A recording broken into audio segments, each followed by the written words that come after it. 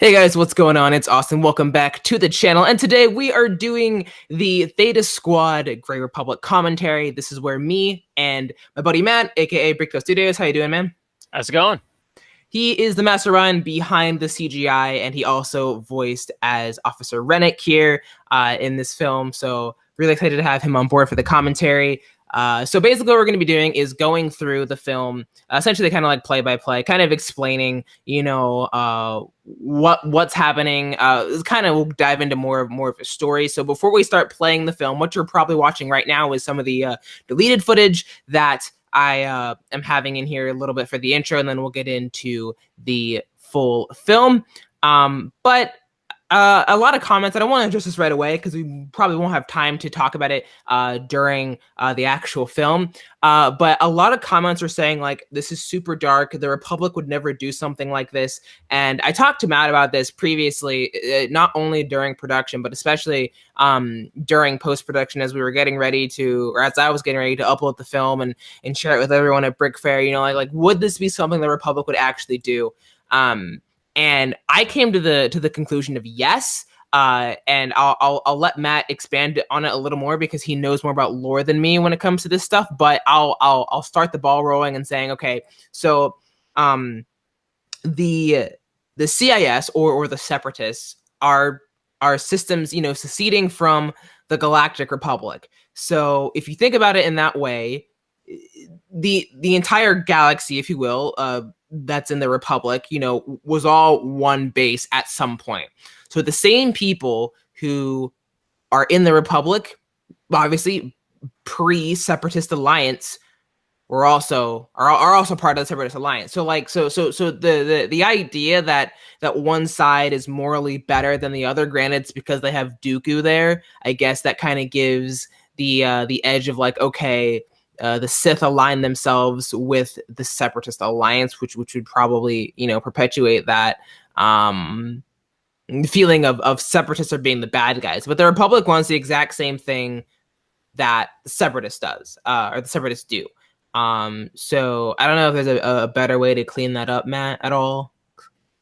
So I'll put it this way, Officer Rennick is kind of, this mission in this film is his brainchild, and he is kind of a scumbag, for lack of a better word. He's this corrupt dude who is essentially going behind most of the Republic military's back to complete this operation.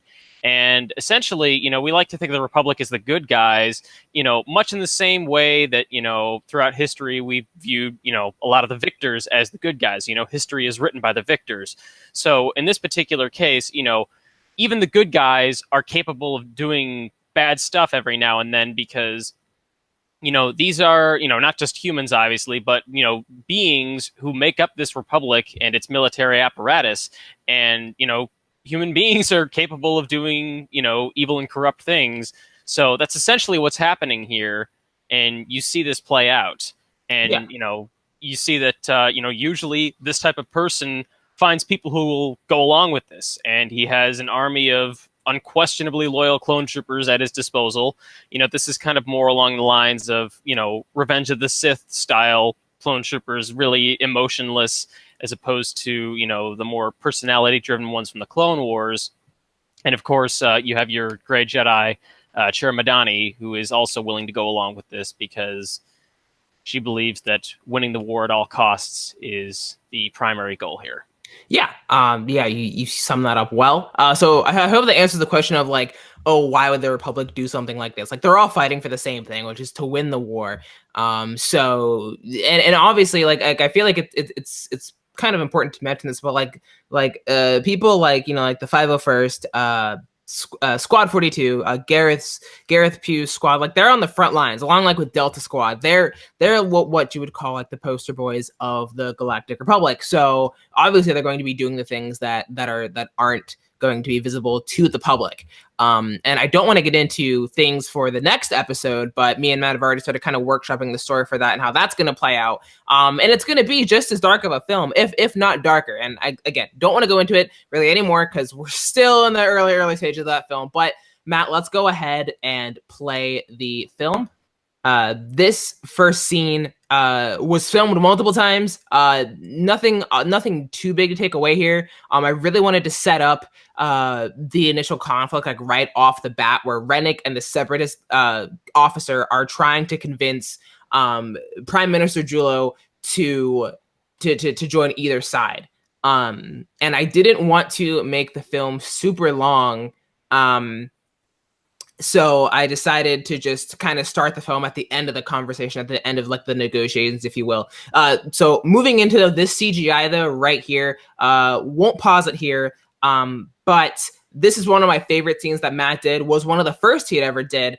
So if there's anything you want to throw that way about how that came to be. So this scene here was one of the original things that I had done for a different film you were working on, but it just so happened that it worked really well here too. Yeah. And, this is kind of when I knew it, like, okay, yeah, I've gotten a lot better at this. This is going to be really good. You know, same thing with this scene that you're watching right now with the Separatist ships flying over the city. Yeah. No, it's a shot. Yeah, it is great. Like the added rain effect is cool. But no, definitely let's not undercut Matt's genius when it came to this, because I don't give him very much creative insight or guidance when it came to making these. I kind of just said, hey, this is the kind of thing that I want. And then he bugs me about this all the time, but just giving him the freedom to kind of go where he wants, which can be a good thing, but it can be a very frustrating thing for him as well. It's just context is important when making my own creative decisions for these things, and I'm just glad it turns out well most of the time. Yeah. So we're here in the second scene. We're on the Wrath Theta Squad headquarters. Matt, let's pause it at 2 minutes. So 2, 1, and pause. This scene I liked, but I also didn't like. I thought it went by a little bit too fast. But then again, I feel like it got across the message that the viewer needed to say, oh, this is Theta Squad, this is the mission. And we'll get into Chira Madani's role in a little bit. But as Matt said in the beginning, Officer Rennick is not your average, loyal officer. Well, that not necessarily. He is loyal, but he is, in fact, willing to do everything that it takes. And a little bit of backstory on Chira Madani's side that won't get covered in the film, so I'll be talking about it here. She is a Jedi Master, so she's not a Padawan or any Jedi in training. She's essentially got the confidence of the Jedi Council, but she is relative to like a cross between Quinlan Vos and Mace Windu. I feel like that would be a good comparison for her personality and her fighting style. Funny though, she has like the Mace Windu chess piece, which I didn't realize until like after like everything was shot, but it doesn't really matter. It doesn't really add anything. But this is where obviously, you were introduced to Theta Squad. Nothing huge to really take from here other than like, this is where everything is set up. And I have to compliment Matt on the one line here. We can play it again, Matt. Where so actually here, I wanted to talk about this before where you play it. So Officer Rennick, you cast me in this role, obviously, and I kind of volunteered to do it because I like voicing, officer characters, admirals and stuff like that. And essentially, it's kind of funny because I envisioned this character myself while reading the script as kind of like, this is your model future Imperial officer. Like, if he survives the Clone Wars and goes on to join the Imperial Navy, he's going to be someone that Palpatine smiles on. Yeah. And so I kind of figured, all right, how should he sound? And I kind of settled on a Tarkin sounding voice, kind of, it's a dialect of British, I guess, kind of. And essentially, that actually happened to be exactly what Austin had wanted for this. And there's a bit more to that you may find out about in the sequel. But I just think it's cool how we were both on the same page there. Yeah, both on the same page, and not even like verbally either. Like I had just envisioned it in my head, like, okay, this is what he's gonna sound like. And if you've listened to any of Matt's work in the past, because he has voiced in other films, he has yet to voice in his own film. Maybe one day, but in other films he's voiced in, he's very good at doing authentic style type roles. He does a variety of accents. He is actually doing a Russian for me in the Sophia project.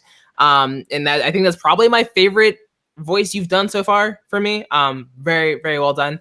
But yeah, no, definitely glad that we're on the same page when it came to Rennick's character, and like Matt said, Rennick will develop in future films, especially in the sequel. But we'll go ahead here and play it. So this is mostly dialogue. Chira Madani, voiced by my wonderful friend Margaret Senseneg. She's actually trying to get into the voice acting business to kind of pick up some extra cash. So if any of you guys are interested in her voicing in any of your films, hit me up. I'll get you into contact with her, and maybe we can work something out there. This is one of my favorite lines coming up. It's not here yet, but Matt, you say correct, leave no survivors, like clones, droids, and civilians alike. Probably my favorite line you've ever done. Very cold, very, very cut. And the only clone, or the only commando trooper in here that's at all hesitant is Conan, which is voiced by Tom Johnson, aka Scorch Bricks. And there's a reason for that, and again, more reasons that I cannot say yet, and I really want to, but I cannot. But also, if I'm sure, Matt, if you pick this up, Chira actually kind of has a similar attitude. I'm gonna pause it here because we move to the next scene.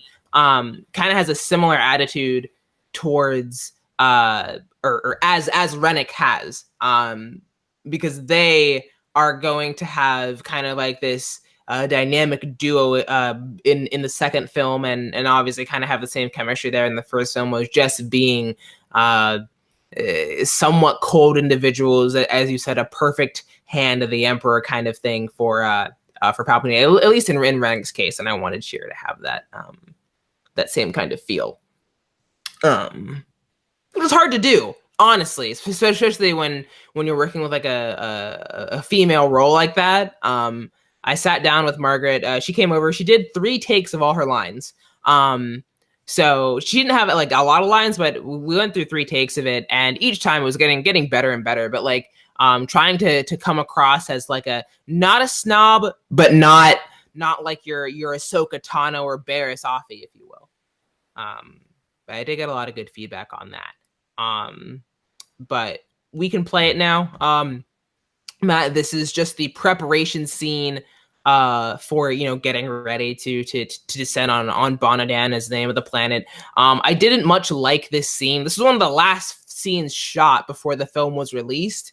I don't know why I went with the green and blue, but at the time it looked cool. I would have gone with something a little bit more dark, but I wanted to be different here. This going into the CGI, but do you want to talk real quick? We don't have to pause it, but you want to talk a little bit about the cruiser and how we chose that? So this was kind of a callback to Squad 42. I wanted this group of commandos to kind of have their own unique command ship to call home. I have no idea what the model was that Gareth used for the one in Squad 42, but this is a Victory Star Destroyer. It's a cruiser that was developed as a prototype towards the end of the Clone Wars, and then used later by the Empire before the development of the usual Imperial Star Destroyer that you're used to seeing in the original trilogy. Yeah. And also comment this scene right here, the city shot. That was a totally new thing for me, because it was we went back and forth on that scene of like just trying to get Matt to do it. I do like the descent on the planet, like the atmospheric scene, but then the city thing, Matt did a great job, but I don't want to undersell how hard it was for him to do that. So the major challenge with that, by the way, too. The major challenge with that is basically when you are rendering Lego, Lego has studs on it, and each of those studs has like 10 polygons on the sides and then, more on the top. So there's a lot that the computer actually has to go through and render. So it slows things down a lot. And then to kind of get this seamless flowing terrain in the background to kind of, immerse you in this and make it seem like, okay, it doesn't instantly strike me that, this is, really, really obviously amateur CGI. I wanted this to live up to the rest of the scenes that were done in space. And I think I did a pretty good job with this. I like how the city looks at night. I did a variety of buildings that I, built from scratch for this one so that I could actually incorporate all the lights into the city at night. Yeah, yeah. And I actually had to buy a plugin that's made by Bricks Brought to Life for Blender that actually allows you to take a 3D model. In this case, it was just a plane that I had deformed to look like terrain. It lets you turn that into all bricks. So it's a really quick and dirty way of doing terrain. But again, it does take up a lot of computer resources, which is what made this scene such a pain. This was one of the ones that took, I think, like one of the longest for you to render out. Oh yeah, this took over 48 hours straight to render. Yeah, this was a great scene, a pivotal scene in my opinion, but not as pivotal as the later on stuff that really blew me away. But I'm going to continue to play the film now. This is one of my favorite scenes. Like from here on out, like it's probably some of my best animation. We did talk about this when I started filming this, on how like the camera right here goes like super fast and then slows down. I did that on purpose because I didn't want to make that scene so long. But it does look a little wonky. I will give it that. This is, again, like I said, one of my favorite scenes. I don't know. I kind of took this from a Clone Wars scene in season 5, kind of like where they were chasing down Fives, LOL. When they were chasing him. Oh, that was season 6. They were chasing him down. I kind of took an idea from that. This scene was that where all the death happens. This is where a lot of people had issue with. And honestly, I'll pause it here too. What was your initial opinion on like Conan deciding or being given orders to basically, kill his own men, which I don't think has happened before, and I don't think would have happened unless given an order as like a traitor, because if you remember Dogma from the season 4 arc, the Umbara series, he was probably going to do it, like shoot Rex or whoever if he had not hesitated in that moment. So actually, I think that that episode there actually kind of paints a little bit of a picture of how under orders these troopers are willing to shoot their own men if they have to, because most of them or at least the ones I would say like Fox, who have a bit less of a conscience, they are really programmed to just do what they are told. And also I'd say that again, I'm a canon junkie, so I know tons of stuff. There have been instances, not necessarily with the Republic, but with the Empire, where again, their stormtroopers are basically cannon fodder. They will leave them to die if that is what makes the most sense, for victory to these imperial commanders. So in this case, it's kind of foreshadowing again the rise of the Empire. This is towards the latter half of the Clone Wars, I'd say, probably just before the clones get their Phase 2 armor. And in this particular case, they've just been given a brutal commander, and this set of commandos is particularly emotionless. Yeah. And I really wanted to convey the emotionless part, and that really kind of just comes across more about like me as a person more than the clones themselves. Like I really wanted to make a film, and me and Matt talked about this often during production, was like, people are gonna think this is gonna be like a nice, like your classic typical like Clone Wars brick film with like clones versus droids, and there's really not. You really only see droids at the very end. Other than that, it's people v people. It's very story driven as opposed to action driven. Yeah, and that's where we as two individuals separate. Like Matt does a lot of great action scenes. 0 Hour is a great example of set action scenes. Some I'll actually be trying to incorporate in the second film. Me, however, very story driven. But anyway, I think we've covered that. I'm gonna continue to play it. This was one of my favorite scenes here when Tom's like pew pew pew. That I will go back here and put a freeze frame, and I'll show you what exactly this was. So let's see if I can get another one. Oh, nope. Come on, go back. We'll let this play out. But this I only used for this particular shot, and I'm sure everyone else noticed it. But if I can pause it, I don't think I can. But let me go back. Give me a frame. Okay, so right there. You know what that is, Matt?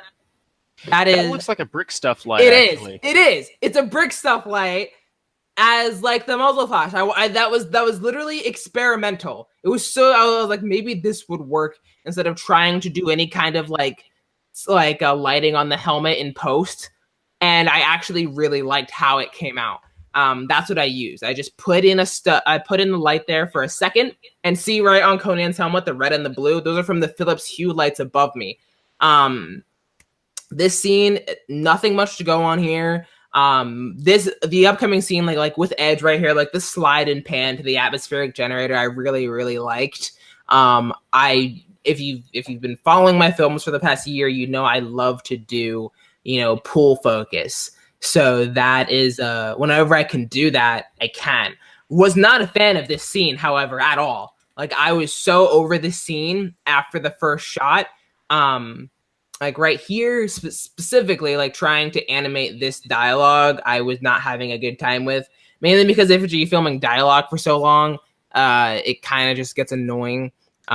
Jared's character, obviously, Minister Julo, did a phenomenal job getting all that done. I'll pause it here. And I want to get Matt's thoughts on this essentially like final big conflict between that, because like there was a scene that I cut out. It was in the script. It never made it to actual like seeing it turn into animation because I thought it just drug on too long. Minister Julo meets with one of his higher ups and is like, "How likely is a Republic attack?" And they were like, "Oh, there's no reason that the Republic would ever come back here. We're so fortified with the cruisers in space and the droid activity on the ground." But I figured it would just drag on too long because that scene was going to be set before the initial preparation scene where Theta Squad was getting ready to leave the cruiser. So when Julo's character is like, "Ha ha ha ha," when they said the Republic would retaliate, I knew they were mistaken. That was in response to an earlier conversation he had with like his cabinet, but I didn't feel like it didn't really serve the film really any by adding that scene. But would love to get your thoughts on the final conflict. This just kind of goes to show just how caught up individuals, can get, in a scenario like the Clone Wars. You can tell that, obviously he's called this meeting at the very beginning of the film, with representatives from the Separatist Alliance and the Republic to, discern who to join. Bonadan starts out as a neutral system. And, he's clearly skeptical of both sides, which is why he has these advisors. But in the end, he remains skeptical. And ironically, it ends up getting him killed. Yeah. And I thought he was going to die like as I was animating the part Conan scene, his main scene. As I was animating that, I'm like, well, what if the Minister was to die? Because the original plan was for them to destroy the generator, leave the planet, and then Minister Julo would be like, "Why are all our people dying?" And then they would be like, "The droid sabotaged the atmospheric generator," and then they were going to join the Republic that way. But I figured, okay, Theta Squad leaves no loose ends. So what if they go in, they kill everyone that knew that they were there, pin the droids for the atmospheric generator explosion, and then send in a relief effort to dispatch of the rest of the Separatist forces that are there, and then Bonadan would be, grateful for the Republic assistance. I decided to go with that route.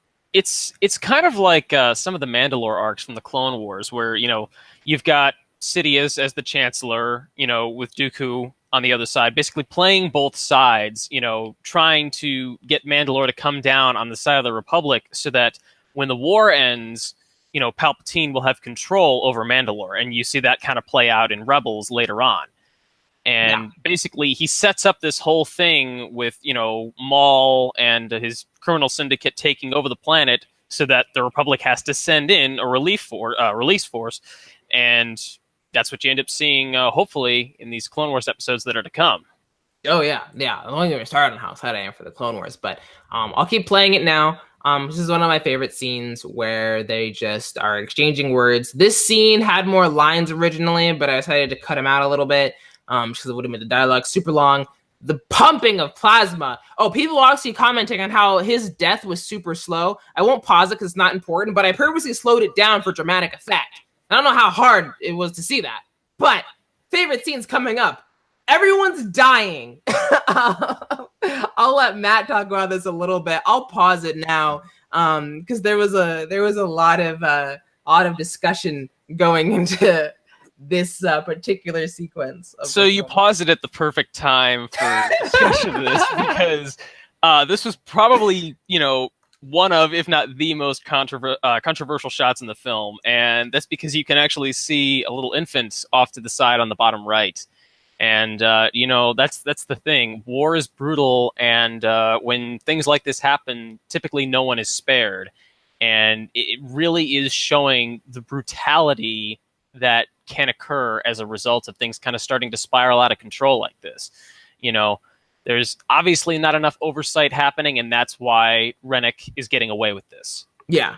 I'm so excited for the next film because the way it's going to open up, it's going to be super great. Matt has helped me a lot with trying to formulate the opening scene, but Rennick's a cheeky dude. But yeah, there was. I'll keep playing it because the scene with like the baby crying, that was a nice little added touch that I liked. And notice the droids standing up because obviously the toxins don't affect the droids. Someone commented, why aren't the droids going down? They're machines. They're impervious to that stuff. This right here was an afterthought. That shot right there. I'm gonna pause it here where he just shoots the guy who's just like, help me. I didn't feel like the death and the carnage was long enough. So that was one of the last scenes to get shot in the film. I went back days later after the initial, city in peril scene was shot and was like, there needs to be something more, because when Garrett's character is like, oh, I'm on my way back to the ship, he was still in the atmospheric generator room looking at Minister Jillo's body. But I was like, that's too slow. Why not have a guy here be like, all right, help, done. Yeah, and this really sells the idea of no survivors. Like, Edge is not taking a chance on this guy. He's just gonna execute him and make sure that no one will breathe a word of this. Yeah, because and we'll get to, we're coming up on one of the last casualty scenes here in the second. But that like literally Rennick says, leave no survivors, clones, droids, and civilians alike. And I don't think that the audience really got that until these scenes came into place, which granted, why would they? Because there wasn't anything on screen to show that in the first place. But I don't know if people expected it, like coming at it from this hard of an angle. And I really feel like the rain effect makes it even more bleak. And the fact that it's at night, this is a night operation. So it's literally enshrouded in darkness. And it's kind of a metaphor for being like enshrouded in lies and deception. I am trying so hard not to talk about the second film because the second film makes all of this film like come together a little bit. It really clears up a lot, at least, the plot that we're working with right now. And it kind of shows you that, while there are people who try to make sure that there are consequences for when stuff like this happens, that a lot of the time it just doesn't work out. They can't get a guilty verdict, essentially. And you see that in government all the time. Yeah. Matt, you had a great saying of this earlier, and we were talking about, the initial scene for the second film, and how Star Wars early on, the original trilogy, even the prequel trilogy, did a good job of asking political questions, but not giving it answers and not making it, overtly obvious that this is what was happening. Yeah.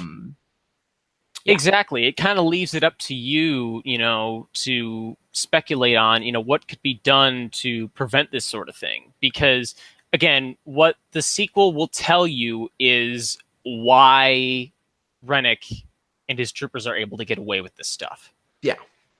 And how could this happen? The second film should hopefully answer that. Yeah, that's currently what we're working with. Gonna hit play again. This I wasn't happy with the droids firing. I like the second part. This was one of my favorite shots to animate with them. Conan and the droids, like, let's get the hell out of here. You can't really see it in here. I won't go back in it, but actually, I'll pause it here and kind of go back a little bit. But if you can see on Conan's helmet, the light coming through, so like right there, see it? That is the landing gear coming down. I thought about doing that at the last minute. The landing gear looks awful. Like when I was putting it together, I was like, Matt, will this work? He's like, not really. But it was the only way to kind of get those lights on the corners to show. So I kind of had to build like an exterior part. Looks super blocky. I'm gonna workshop that in the future, like for the next film, because we're gonna use the ship again. But this is by far the really telling, like, not spoils of war, casualties of war. Even this character is voiced by Lainey Mations, and I'm just gonna go ahead and say it. She did a lot better than I thought she was going to do. Although granted, Matt, I actually gave her very specific instructions on how to say it, and I never do that for anybody. So that might have something to do with it. But I completely forgot, guys. Dragon Brick Studios voices Viper, one of the more sadistic of the two, or of the entire group. Him and Edge are probably going to have the fair share of blood on their hands moving forward. Conan's kind of like he's basically Fixer, if you will. Basically, he's Fixer. From Delta Squad, if you're trying to find a comparison. Yeah, more or less go along to get along. Yeah, exactly. Not really gonna get into anything with that character anymore. But so yeah, this character voiced by Lainey Mations, this is a critical scene because Edge is just coming back and seeing this unfold. Another baby, by the way. So Lainey's saying, I'll pause it here. We chose the Separatists, not you. You can't get away with this. This is a citizen being like, you cannot get away with killing essentially innocent people for political or tactical gain in the war. Which you would think that wouldn't happen in the Republic. But I'm going to reference something from the Clone Wars. It was Citadel Rescue with Tarkin. He was very much like, do what we need to do to get the heck off this planet or this prison. Forget it if any Jedi die. I think did the one Jedi die in that film, or in that? Yeah, Master Teal. Yeah, he died.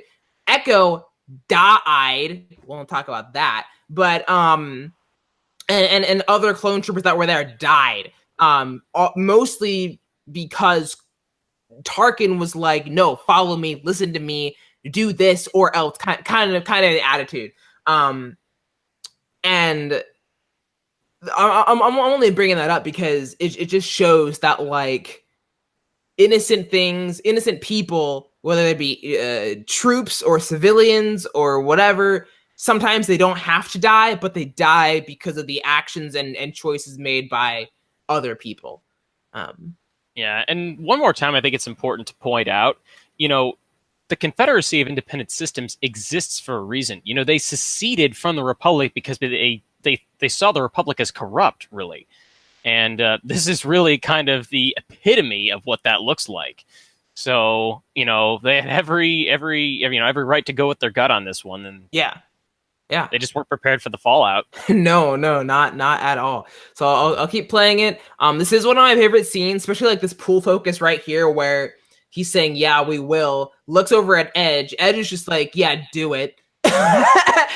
And wha-bam, dead. And then that was essentially it. We're about to come up on, like, what my opinion is, like, one of the money shots. I'll pause it when all the cruisers get into frame. But Matt, the camera movement and the speed. Oh, so this shot still gives me goosebumps, seeing this with the music and everything. These two shots right here, they're separated by a little bit of stop motion from clones on the bridge of the Lead Venator Star Destroyer. basically, this shot was heavily inspired by the Scipio arc from the Clone Wars Lost Episodes, or whatever it was called. Yeah. And you can kind of see that, I did pull certain elements from that. I like the camera tilt there, and then kind of the upshot here.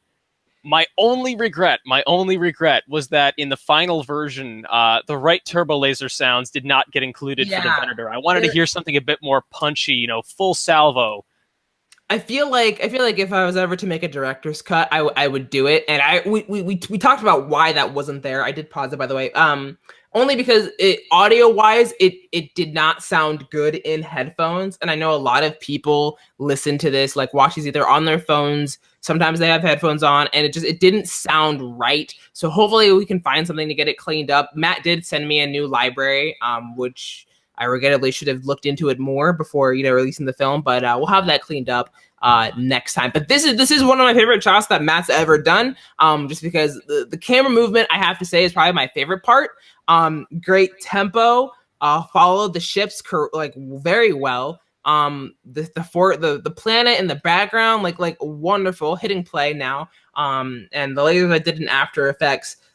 Yes, right here is a duplicate shot of the Victory Cruiser, but there was no need for Matt to do a different version of it. There really wasn't, especially just for a scene like this. But moving into the last scene, this is where we'll get hung up on things a little bit. This was really hard because you can't do air quotes, but like Chirrut Madani's like, the Republic has just launched a relief effort. That's supposed to be air quotes. Which is really hard to do with Lego hands, right? But I won't pause it until like at the very end. Oh, I will pause it here. This is my favorite shot. My favorite shot. I don't know why. I think it's because of the color and just the way Conan is, and kind of like the out of focus rest of the commandos and him talking. I love it. It's one of my favorite things I've ever shot. I love the lighting for really all of the shots that you have on the inside of the cruiser, because everything has this blue tint to it, and that tint is kind of reflected, in the CGI, because all of the, light elements that are built into the ship that glow are the same color. Yeah, I didn't want to have like some like random like yellow white balance kind of thing on the inside. It really would take you out, because people don't notice like how much lighting affects a film and how much it can take you out of a moment. So I did not want that to happen, but I'll keep hitting play here, because this is where a lot of people get hung up. So they're like, you're talking about the end of the mission. This is where their squad gets complete. Obviously, for those of you who've seen the film, Chirrut Madani takes on the form of a commando and joins them as their fourth. Now, we'll start talking about it now, just because it ends so, like, not abruptly, but abruptly in a way. You see her in her suit, and a lot of comments were like, why would a Jedi ever demote themselves to that of a clone trooper? And we'll just let it play through the credits, and then I'll just put in like some freeze frames and stuff for as we continue talking about this. But so the Jedi, while Chirrut Madani is a full-on master, they don't really like her, because she wants to have a more active part in the war, as Mace Windu's favorite line or iconic line is, "We're keepers of the peace, not soldiers." Chirrut Madani is very much a soldier at the end of the day, and not a peacekeeper. So she wants to get down. I'll just pause it here because I'll just put some filler over later, and we can just continue to talk. She's very much a boots on the ground kind of a Jedi, kind of like Quinlan Vos, but a darker version of Quinlan Vos. And we'll get into the fact of her being like a gray Jedi and stuff in just a minute or two. But why would a Jedi put on a commando armor? I'm gonna let Matt take the wheel on this for a second, because I'm gonna reference the one Jedi Master and Darmon from I call it canon. It's canon. Let's be real, guys. It's canon. But that's the kind of parallel I was drawing from. But I think Matt could explain that better. So, just to kind of touch on this in a broad sense. So, when Chirrut says, basically like reporting for duty, Commander, that's kind of like what she means by that is kind of TBD at the moment, but how I kind of choose to interpret that as is, it's kind of a sarcastic thing where, she's going to be joining them in person on missions from now on, not necessarily going to be, answering to Edge, as a subordinate, but essentially by donning this armor, she no longer has the appearance of a Jedi. Instead, she's wearing clone trooper armor, and, if anything were to leak about their Black Ops missions, it would be all on the Republic's military, not traced back to the Jedi. Yeah. And certainly not her. Yeah. And you guys know me. I love a romance element, but there's no romance in this film, clearly. And but there are some more things in the second film that we'll get to. Things will get explained. But that's why Chira put on that armor. That is what that means. Matt, you did a really good job of summing that up. As far as like her saying, like awaiting orders, Matt hit the nail on the head there. She is not a subordinate in any means. Honestly, if I'm being real, she's technically the unsung lead now, technically. Which I feel makes sense. And before anyone goes into it, this wasn't generated by like some kind of like, I don't know, like political thing to have like a female commando. It really is based on some legend stuff where a commando and a Jedi have a romantic relationship. That is what I draw Chira's character from, and I will expand on that more in later story videos and in the second and third film. But we're coming up here on the credits. Overall, I think we covered everything. I don't know if there's any closing words you wanted to add, Matt, at all. Going back to Chira for another second there. If you guys haven't read the Republic Commando novels by Karen Traviss, do so. They're not canon anymore, but they are fantastic and, just awesome stories. And, it helps you relate to this a little bit more and kind of imagine in your head what's going on. Yeah. It's all seem a little bit more feasible. Yeah. Definitely if you weren't a fan of Star Wars over the past 10 or 12 years, a lot of the decisions in this film and in the series won't make a whole lot of sense to you. Thanks, Disney. But anyway, guys, that is going to pretty much wrap it up. Matt, thank you so much for joining me for this commentary. I really wanted to do it like with someone and not just me, and who better than the mastermind behind probably the best CGI on the platform, second to Gareth, but like, let's be real. Best stuff on the platform, definitely worth the time and the money and all of that. So did a fantastic job. Great. Well, thank you, man. It's been a pleasure to come on for this. Yeah. But all right, guys, we will see you very soon for other content related things. But for now on, this is Austin signing off. Peace out, guys.